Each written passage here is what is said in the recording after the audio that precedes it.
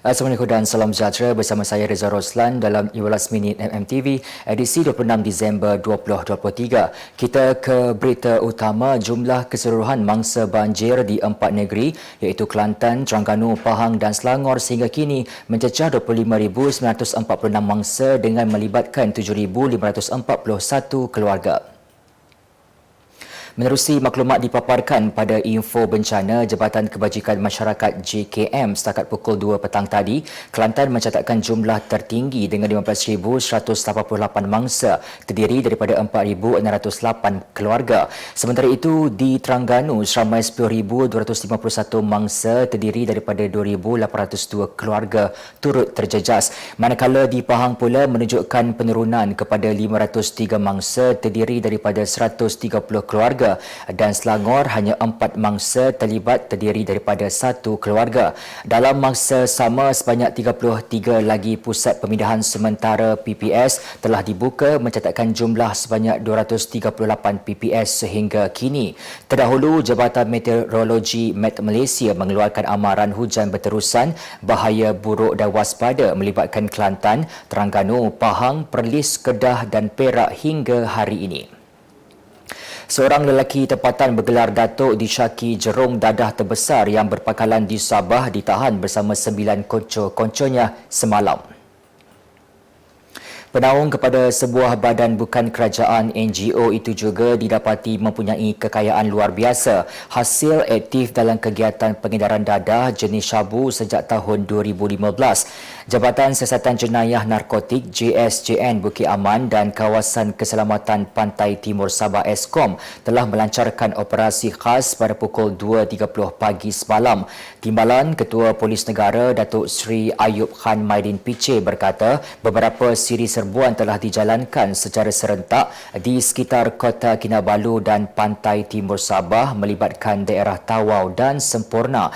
Mengulas mengenai modus operandi sindiket, Ayub Khan memaklumkan suspek telah menjalankan sindiket terbesar di Sabah dan mempunyai jaringan pengedaran antarabangsa dan tempatan. Jelas beliau, hasil risikan mendapati ketua sindiket mempunyai pelbagai aset mewah, antaranya banglo dan 12 syarikat perniagaan. Justru siasatan dijalankan di bawah peruntukan Seksyen 130V Kanun Kesiasaan, Kesalahan Jenayah Terancang, Akta Kesalahan Keselamatan, Langkah-Langkah Khas 2012 SOSMA dan Akta Pencegahan Pengubahan Wang Haram, Pencegahan Pembiayaan Keganasan dan Hasil daripada Aktiviti Haram 2001.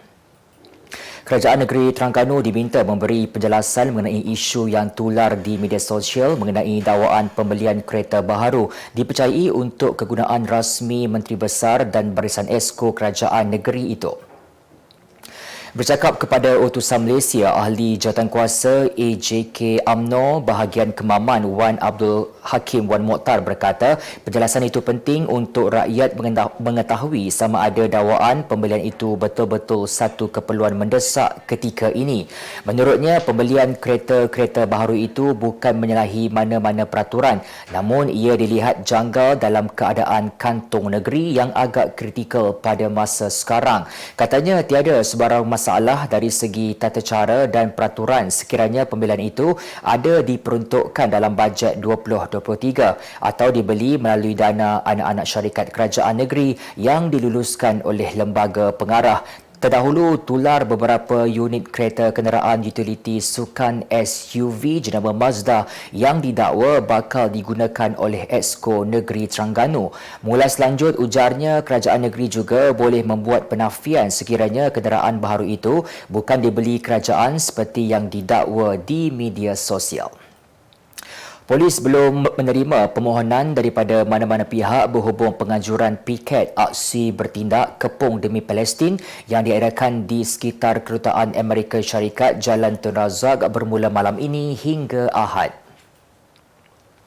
Bercakap kepada utusan Malaysia, Ketua Polis Kuala Lumpur, Datuk Auluddin Abdul Majid berkata setakat ini tiada sebarang permohonan permit dihantar kepada polis daripada penganjur Sekretariat Solidariti Palestin SSP bagi mengadakan piket berkenaan. Semalam SSP dalam kenyataan memaklumkan piket yang membabitkan 48 badan bukan kerajaan NGO akan diadakan secara aman sebagai respon rakyat Malaysia yang cintakan keamanan terhadap krisis yang menuntut tindakan segera.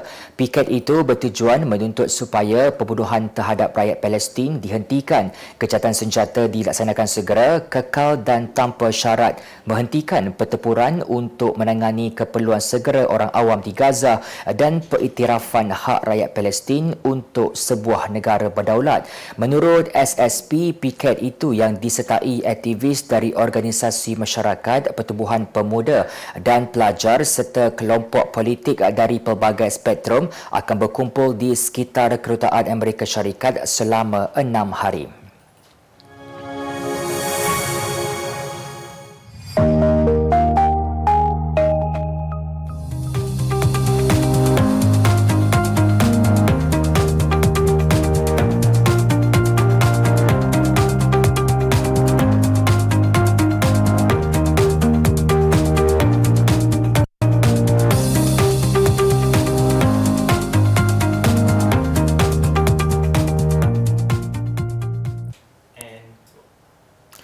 Penceramah selebriti pencetus ummah PU Azman diperintah membela diri oleh Mahkamah Seksyen Kelang hari ini atas 2 pertuduhan amang seksual terhadap seorang remaja lelaki tahun lalu. Hakim Syafira Muhammad Said memutuskan demikian selepas pihak pendakwaan berjaya membuktikan kes prima facie terhadap 2 pertuduhan dihadapi PU Azman atau nama sebenarnya Azman Shah alias 42 tahun di akhir kes pendakwaan. Syafira dalam hujahannya memberikan 3 pilihan kepada PU Azman bagi peringkat prosiding pembelaan nanti dengan tarikh sebutan semula ditetapkan pada 12 Januari tahun depan. Peguam Muhammad Zahid Ahmad mewakili PU Azman kemudian memaklumkan memilih keterangan secara bersumpah dan pendakwaan dikendalikan Timbalan Pendakwa Raya Nur Ayuni Jamri. Dia didakwa mengikut Seksyen 14(a) Akta Kesalahan-Kesalahan Seksual terhadap kanak-kanak 2017 yang boleh dipenjara sehingga 20 tahun dan boleh juga dikenakan hukuman sebat sekiranya disabitkan kesalahan bagi setiap pertuduhan. Azman yang juga dikenali sebagai Cik Man turut menghadapi 9 lagi pertuduhan iaitu 5 pertuduhan di Mahkamah Seksyen Seremban, 2 kes di Mahkamah Shah Alam dan masing-masing 1 kes di Mahkamah Magistrate Kelang dan Mahkamah Seksyen Ampang. Mengidam untuk memiliki cahaya mata lelaki pada tahun hadapan, pelakon Fasha Sanda merancang untuk menjalani rawatan persenyawaan in vitro IVF. Menurut Fasha atau nama sebenarnya Nur Fasha Sanda Hassan, 39 tahun, keputusan tersebut dibuat bersama suaminya, pelakon Aidil Aziz kerana mahu mendapatkan anak lelaki. Fasha dalam pada itu berkata dia bersedia untuk memperlahankan kerjaya lakonan buat sementara waktu, bahkan keputusan tersebut mendapat sokongan suaminya. Fasha dan Aidil berkahwin pada Mac 2019 dan hasil perkahwinan mereka dikurniakan seorang cahaya mata perempuan Aisyah Maira. Berita luar negara, sebuah lokasi di wilayah Riau yang dilanda banjir bertukar menjadi kawasan pelancongan apabila orang ramai memenuhi tempat tersebut untuk aktiviti mandi manda. Berdasarkan video yang dimuat naik di platform X, sebuah kawasan ladang kelapa sawit yang ditelenggami air banjir dipenuhi dengan penduduk. Di satu sudut kawasan tersebut, arus air dilihat agak deras, namun ia tetap menjadi tumpuan pengunjung walaupun agak berbahaya. Turut kelihatan adalah beberapa peniaga yang mengambil peluang membuka gerai jualan di sekitar kawasan tersebut. Hantaran itu menjadi tular dan menerima pelbagai komen daripada netizen. Malah ada yang menyatakan sebelum ini beberapa kawasan banjir di Indonesia sering dijadikan lokasi pelancongan. Seorang wanita meredahkan bahawa suaminya berjanji untuk membayar allowance sebanyak 1.4 juta ringgit sebelum dia bersetuju untuk hamil. Saudi Al-Nada, 26 tahun dari Sussex, Britain, mendirikan rumah tangga bersama suaminya yang merupakan seorang jutawan Jamal Al-Nada. Dalam video yang dimuat naik di akaun TikTok Saudi Farabia baru-baru ini, Saudi bercakap mengenai kehamilannya. Saudi menjangkakan akan dibayar allowance setiap kali hamil serta akses penuh kepada kad kredit suaminya jika dia memerlukannya. Dalam perkembangan sama, dia memberitahu pengikut di media sosial akses penuh ke atas kad suaminya itu diperlukan jika berlaku sebarang kecemasan. Dia dan suaminya kini tinggal di Dubai dan sudah berkahwin selama 3 tahun. Kemas kini pengetahuan anda tentang isu ekonomi dan pasaran. Merangkumi sektor hartanah, perniagaan, keuangan, komoditi, IKS, halal niaga dan dunia korporat. Sentiasa ikuti perkembangan ekonomi semasa di dalam dan luar negara. Semua informasi terkini hanya di hujung jari. Dapatkan edisi ringgit setiap Isnin hanya di Akhbar Utusan Malaysia.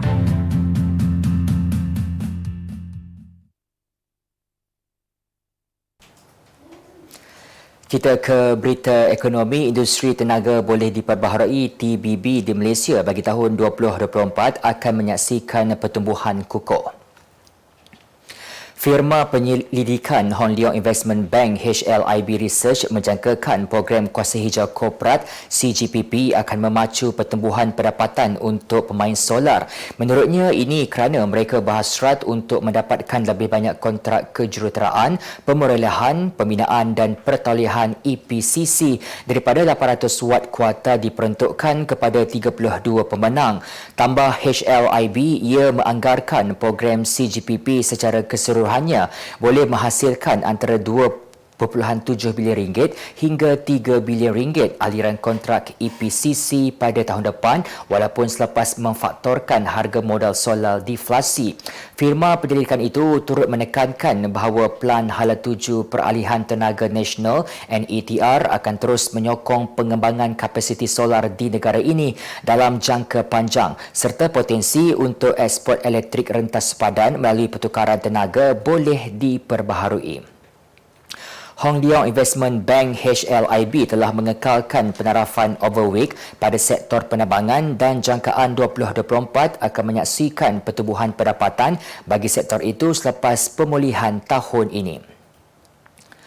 Firma penyelidikan itu berkata sektor tersebut akan mendapat manfaat daripada peningkatan permintaan perjalanan udara terutamanya segmen antarabangsa yang dipacu oleh China dan India. Katanya lagi, apabila aktiviti global dan keperluan perjalanan antarabangsa menjadi normal, ia menyaksikan pengejaran yang kukuh untuk permintaan perjalanan serantau ASEAN. Keseluruhan sektor penerbangan berjaya mengekalkan kecairan tunainya sepanjang tempoh pandemik dan kini sedang mengalami pemulihan kukuh permintaan perjalanan udara pada 2023. Berita sukan, harapan atlet renang kontroversi China Sun Yang untuk membuat kemunculan pada tamasya sukan Olimpik 2024 di Paris tidak kesampaian selepas tidak melepasi kriteria yang ditetapkan oleh Persatuan Renang China.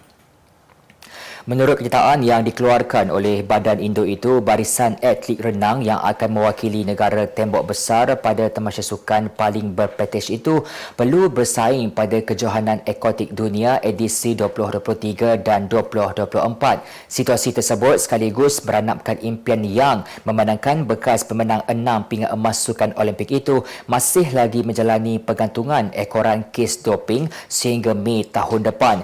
Untuk rekod, Yang 32 tahun telah digantung selama 8 tahun oleh agensi doping antarabangsa pada 2020 sebelum hukuman tersebut dikurangkan sehingga Mei 2024 selepas rayuan diterima Mahkamah Timbang Tara Sukan. Dalam satu kenyataan, Yang berkata masih belum putus harapan kerana mahu menjadikan Paris sebagai medan terakhir untuk beraksi secara kompetitif sekaligus membuat kemunculan buat kali keempat di arena Olimpik. Bintang Liverpool Mohamed Salah dikecam peminat beragama Islam selepas beliau memuat naik gambar pokok Krismas di laman sosialnya. Selain berkongsi ucapan selamat Hari Natal kepada peminatnya, pemain Muslim di Liga Perdana Inggeris itu turut menggunakan platform tersebut untuk berkongsi perasaan sedihnya mengenai rakyat Palestin yang kini menderita akibat kekejaman rejim Zionis.